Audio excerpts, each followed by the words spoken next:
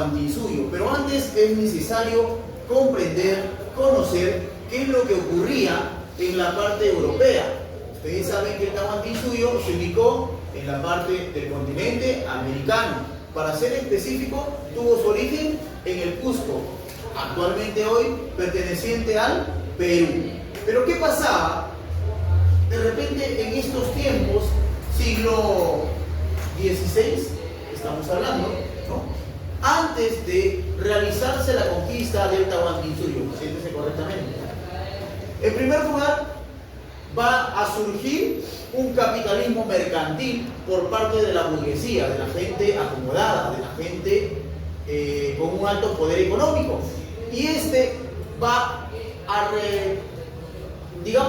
a poder realizar una actividad nueva, que era el comercio internacional. O sea, van a comerciar países, ¿no?, que ya se encontraban, digamos, con un alto funcionamiento económico, como por ejemplo España, ¿no?, realizaba sus, sus mercancías, sus cambios, sus compras con otros países, ¿no? Pero ahora se va a dar de una manera diferente. Gracias a estos antecedentes se va a lograr la conquista, la invasión al Tahuantinsuyo. ¿Qué es lo que va a ocurrir? Pues gracias a que se va a desarrollar este nuevo comercio internacional, cuando llegan a tierra firme, para ser exactos, en la parte norte, ¿ya?, del continente americano. Estamos hablando de la zona que actualmente comparte Estados Unidos, México, ¿no? Se va a dar una invasión también. Recuerden ustedes que Hernán Cortés va a invadir esa zona, ¿no?, zona de México, ¿no?, donde estaba la cultura azteca, la cultura maya, etc., ¿no? Posteriormente, España va a hacer una división. Esta división la va a hacer de la siguiente manera: Castilla de Oro, que va a ser entregado a Diego de Nicuesa, y Nueva Andalucía, que va a ser entregado a Alonso de Ojeda. ¿Ok? Va a haber esta división en esta parte norte del continente americano. Se va a dar a que Blasco Núñez de Vela descubra el Océano Pacífico, al cual llamaron en ese entonces Mar del Sur. Mar del Sur, en 1513. Pascual de Andagoya va a ser el primero en querer adentrarse más al sur, o sea, para ser exactos, yéndose a América del Sur. Sí, justamente donde se encontraba el imperio de los incas.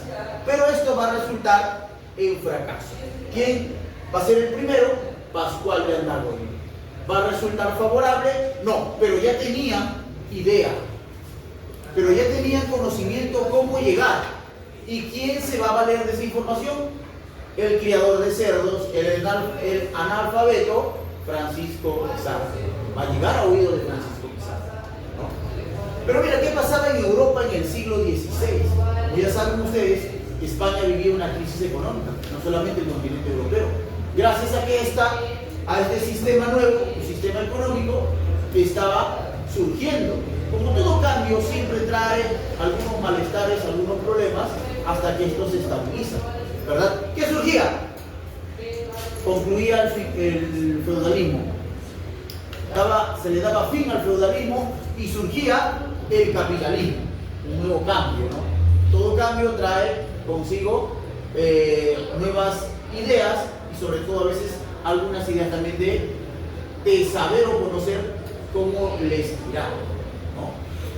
Algo de dubitativo de repente la gente de aquel tiempo. Otro, el comercio burgués se va a imponer sobre la agricultura. Ya no eran simples agricultores en Europa, sino que ahora van a ser comerciantes, y más, de manera internacional, con las grandes embarcaciones que ellos van a realizar. España salía de una larga guerra contra los musulmanes, que también traía consigo, ¿no?, deudas, traía consigo pérdida de capital, ya no era tan poderosa como algunos países de repente lo consideraban, ¿no? Estaba perdiendo hegemonía y necesitaba recuperar esa hegemonía. ¿Y qué pasó? Se le prendió el foco, ¿no? Como ya anteriores españoles habían llegado a América del Norte, países como, saben, actualmente México, ¿no?, la zona de Guatemala, Trinidad y Tobago, etc., lo que es América Central, ¿no?, ya habían llegado a Panamá. Panamá va a ser un punto muy importante para que los españoles puedan llegar a territorio de los incas. Se estimaba que los viajes naturalmente se realizaban por la riqueza, o sea, querían tener y obtener riqueza los españoles que habían ¿qué? Decidido invadir el Tahuantinsuyo, porque esto fue inmigración, ¿no? Disfrazado ¿de qué? No, disfrazado no. ¿Te acuerdas cuando ellos pensaron de que iban a cristianizar? Disfrazado de una cristiandad, supuestamente, a poder cristianizar a todas las personas que estaban ahí. Pero eso no era cierto en su gran porcentaje, sino más que todo era una conquista. Por ello se van a dar los viajes de Francisco Pizarro. Va a existir una empresa denominada como la Empresa de Levante o los socios de la conquista, que van a ser, en primer lugar, tres, por los tres primeros. Francisco Pizarro, quien se va a encargar de la expedición y dirigirla. Diego de Almagro, quien va a ser el encargado de reclutar el personal, los alimentos, como también el armamento que se va a necesitar para poder realizar la conquista. Hernando de Luque, el tercer socio de la conquista, que se va a encargar de buscar el financiamiento por personas que tengan un poder económico, como por ejemplo, mira, tener poder político también. El cuarto socio de la conquista va a ser Pedrarias. ¿Quién era Pedrarias? Era el gobernador de Panamá, quien daba el permiso de ir o no ir. ¿Correcto? Pedrarias, para los amigos, su nombre era Pedro Arias Dávila, gobernador de Panamá en aquel entonces. Pero había otro socio oculto, incógnito, un socio que va a abastecer económicamente para que la empresa de Levante pueda funcionar. ¿Cómo se llamó este señor? Gaspar de Espinosa, el socio incógnito. ¿Ok? El socio que estaba, digamos, que no se quería dar a conocer. ¿Ya? ¿Y quién lo va a buscar? Hernando de Luque, ¿no? Él va a financiar la segunda expedición, el segundo viaje. Primer viaje, mira, a ver, viaje de exploración, o sea, para poder explorar nada más, ¿no? Para poder observar cómo va a ser el lugar. Parten del puerto de Piñas, que queda en Panamá, recorren por el puerto del Hambre. Profesor, ¿y por qué se llamó Puerto del Hambre? Pues sencillamente porque es en ese lugar donde muchas personas padecieron de hambre. Los expedicionarios padecieron de hambre. En algunos casos, algunos hasta morían. ¿Ok? Y luego llegan a Pueblo Quemado. Profesor, ¿y por qué se le llamó Pueblo Quemado? Pues porque ese pueblo fue quemado por los españoles. ¿Por qué? ¿Qué ocurrió? Bueno, pues en este primer viaje, Diego de Almagro, al enfrentarse con los naturales, pierde un ojo. Diego de Almagro pierde un ojo. Por eso que sale a veces en las imágenes tapado, ¿no? Se le tapa con un vendaje y pierde ese ojo. Y ahora, a cambio de esto, él pudo vengarse. Por lo tanto, él, al llegar a ese pueblo, lo quema. ordena quemar. Por eso le llamaron pueblo quemado, ¿no? Muy bien. Quemaron el pueblo porque en señal de venganza, ¿no? Diego de Almagro era muy vengativo, por eso que ocurrió. Bien. En el segundo viaje, al cual se le llamó viaje descubridor, ¿ok? Va a ser prácticamente financiado por Gaspar de Espinosa. Recuerden lo que le dije. Gaspar de Espinosa va a financiar este segundo viaje. Bartolomé Ruiz va a descubrir y va a capturar una balsa. En esa balsa estaban indígenas. Entre ellos se dice que estaba Martincillo, Felipillo, que ya después ustedes, ¿no? Los conocen como los indios tayanes. Estos indígenas son capturados, hechos prisioneros por los españoles y posteriormente también llevados a España para que observen que en ese lugar existían otras personas de diferentes culturas y se pueda dar de esa manera el financiamiento para el tercer viaje, del cual se va a tratar prácticamente de la conquista. Pero ¿qué ocurre en este segundo viaje?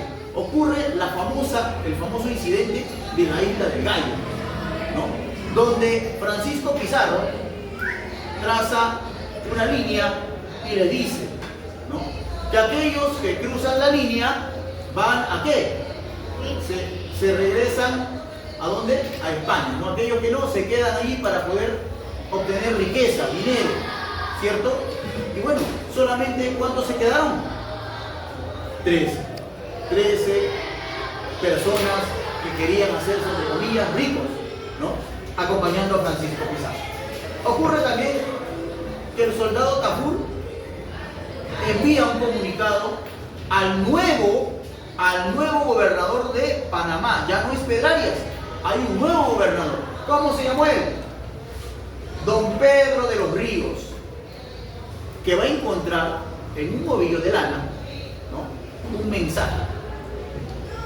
mensaje donde los soldados de Francisco Pizarro le estaban pidiendo al gobernador Pedro de los Ríos que retornen a Panamá, porque justamente estaban padeciendo hambre y algunos morían.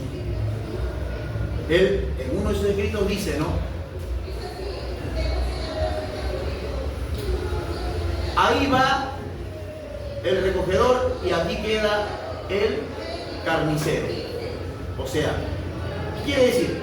Que Francisco Pizarro enviaba a Diego de Almagro a traer más personal y quien se quedaba era el carnicero, Francisco Pizarro. Era él el que no tenía contemplación de lo que les ocurría a los soldados españoles. Muy bien. Luego de allí, Pizarro viaja a España para definir la conquista del Tahuantinsuyo y se firma la capitulación de Toledo. La capitulación de Toledo va a ser establecido con los reyes españoles. Precisamente, el rey Carlos I no estaba, ¿no?, en ese lugar, había viajado, pero sí se quedó su esposa, la reina Isabel de Portugal, que va a firmar esta capitulación con Francisco Pizarro, donde va a obtener mayor beneficio Francisco Pizarro, después lo va a hacer Diego de Almagro y por último Hernando de Duque, ¿no? Muy bien, en el tercer viaje, que es el viaje de conquista, ya llega a Tumbes. Llega a Tumbes en el tercer viaje. Después de ello, ¿ya?, en el tercer viaje, lo que va a hacer es fundar la ciudad, la primera ciudad en el Perú, ¿no? La ciudad de, como habíamos dicho, San Miguel de Tangarará. ¿En dónde? En Piura. Y es ahí que después se dirige ¿a dónde? A Cajamarca. ¿Quién se encontraba en Cajamarca? El Inca Atahualpa. Después de haber vencido a Huáscar, posteriormente capturan a Atahualpa mediante Vicente Valverde, que le ofrece una Biblia, que acepta a Atahualpa, lo observa, lo escucha, lo mueve, lo lanza y que dice: Santiago a él.